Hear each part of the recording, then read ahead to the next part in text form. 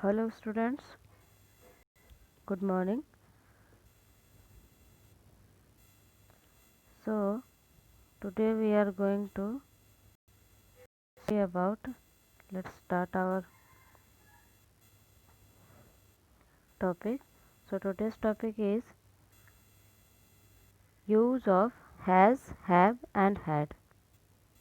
So where will we use has and have? First of all we learn about that topic. So first जो point है क्या कहता है कि has and have are both use to denote possession. Has और have जो है किसी अधिकार को डिनोट करता है। वो कैसे हम लोग एग्जांपल से समझेंगे। And the second point says have is use with plural number और सब्जेक्ट। हैव का यूज प्लूरल नंबर के साथ किया जाता है, यानी कि एक से ज़्यादा, अगर किसी वस्तु, एक से ज़्यादा किसी व्यक्ति, किसी स्थान की बात हो रही है, then where we will use have. Okay. And has, whereas has is use with singular number और सब्जेक्ट। किसी सिंगल पर्सन, किसी सिंगल वस्तु, किसी सिंगल प्लेस की चीज़ों को अगर दर्शाना हो तो हम वहाँ पे हैज़ यूज़ करेंगे। And last point says has and have is also use for present perfect tense. Present perfect tense means कि जो काम ऑलरेडी हो चुका है या मैंने कर लिया है, इस तरह का कोई सेंटेंस आता है। जैसे कि मैंने खाना खा लिया है, मैं खाना खा चुकी हूँ, या मैं खाना खा चुका हूँ, इस तरह का कोई सेंटेंस आता है। या मैंने अपना काम कर लिया है, मैं अपना काम कर चुकी हूँ, इस तरह के कोई सेंटेंस आते हैं, then we will use has and have. And always remember कि for the plural number we will use have, and for the singular number we will use has. Okay, let's see the example here. First of all, see the subject where which from which subject we will use have and from which subject we will use has. So here I have written I, and then we, they, you and more than one name। किसी एक से ज़्यादा नाम की बात होगी तो हम क्या लगाएंगे। यहाँ पे आप देखिए सबसे ऊपर वाले कॉलम में मैंने यहाँ पे देख सकते हैं कि आई के साथ और यहाँ we, they, you and more than one name रहेंगे, तो वहाँ पे हम लगाएंगे हैव।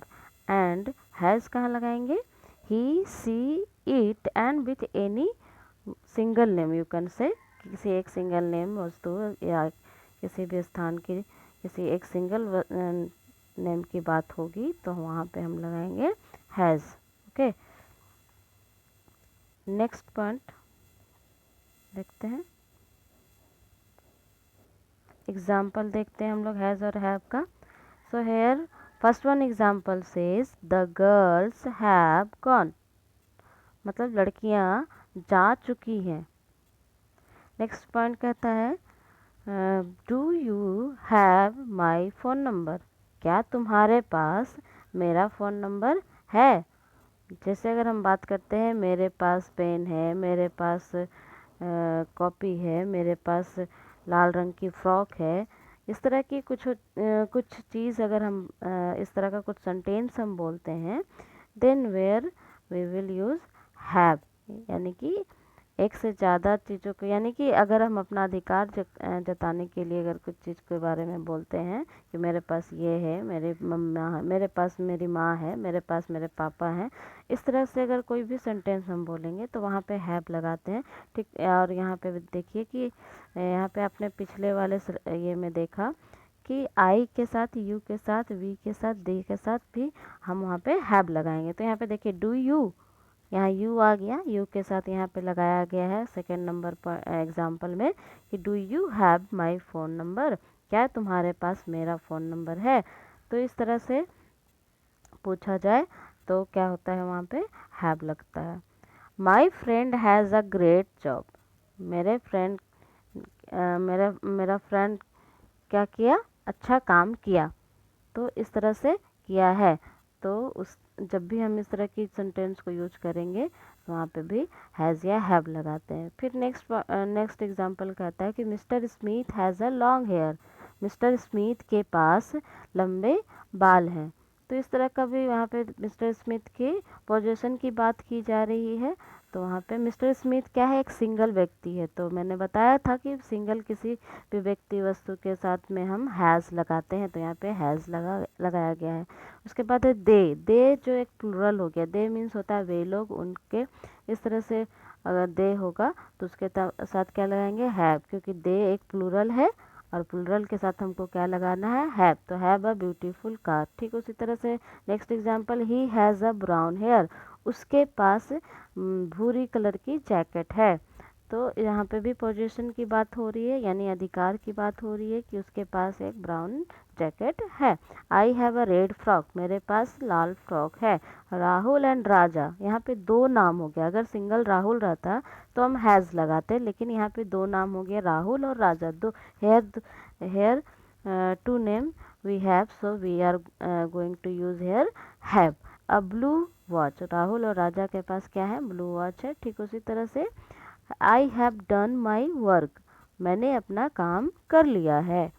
सो यहाँ पे क्या चीज़ें हुई, प्रेजेंट परफेक्ट की बात आती है। इसको प्रेजेंट परफेक्ट टेंस कहते हैं। आप जब टेंस पढ़ोगे तो उसमें आपको ये चीज़ें बताई जाएंगी।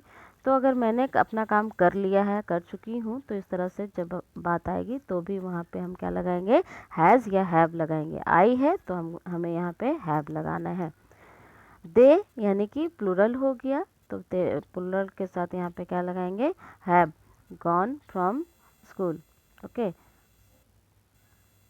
चलिए नेक्स्ट पॉइंट देखते हैं हम लोग। Sorry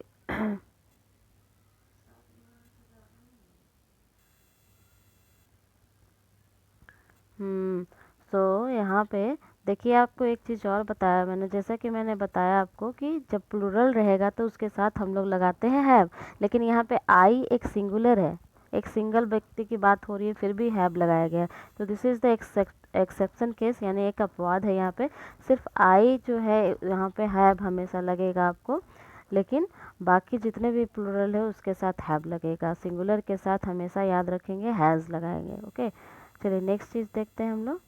now where we will we use had. अब हम लोग हैड कहाँ यूज़ करेंगे, तो had is use for past tense, यानी कि जब चीज़ें पास्ट में हुई हो तो हम वहाँ पे क्या लगाएंगे, हैड लगाएंगे। और when any work is done in the past, कोई काम जो है पास्ट में हो चुका है तो वहाँ पे हम हैड लगाएंगे। तो had is used for every subject और नंबर। और याद, जैसे कि हैज़ और हैव के बारे में हमने पढ़ा कि हैज़ हम सिंगुलर के साथ लगाएंगे, हैव हम प्लूरल के साथ लगाएंगे, लेकिन हैड हम किसी भी सब्जेक्ट के साथ लगाएंगे, चाहे वो आई हो, दे हो, हैव हो, ही हो, सी हो, इट हो, डजेंट मैटर। बस काम अगर पास्ट में हुई हो तो उसके साथ हम हैड लगाएंगे। जैसे for example, I had a pen. मेरे पास एक पेन था। I had bought a pen. मैंने एक पेन खरीदा था। तो ये भी जो है पास्ट में चला गया, यानी कि अभी नहीं मेरे पास पेन है, एक समय में मेरे एक अभी मैंने पेन नहीं खरीदा है, मैं एक समय में मैंने पेन खरीदा था। तो इस तरह से जो चीज़ें हो रही है वो पास्ट में हो रही है। You had a music show today. तुम्हारा आज क्या था, म्यूजिक शो था। They had a car. उनके पास क्या था, एक कार थी। Jack had sold his car. Jack ने अपना कार बेच दिया था या बेच चुका था। इस तरह से my mother had cooked food. मेरी माँ ने खाना बना लिया था। तो इस तरह के जो सेंटेंस जो पास्ट को बताती है उस पर वहाँ पे हम क्या लगाएंगे, हैड। और कोई भी सब्जेक्ट हो, जैसे I, you, they, Jack, my mother, this all this words are subject है। तो इस तरह के कोई भी सब्जेक्ट हो, सब्जेक्ट आपको पता है कि काम करने वाला जो है वो क्या होता है, किसी भी सेंटेंस में जो काम करने वाला होता है वो सब्जेक्ट होता है। तो यहाँ पे जितने भी करता है यानी सब्जेक्ट है उनके सभी के साथ हम हैड लगाएंगे अगर काम पास्ट में हुई हो। Okay, and here I have prepared some question for you.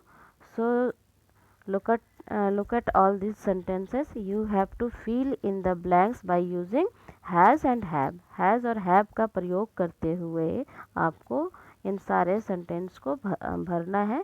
And I will explain all these sentences in the next classes. Till then, that's it for today. Thank you so much. Take care.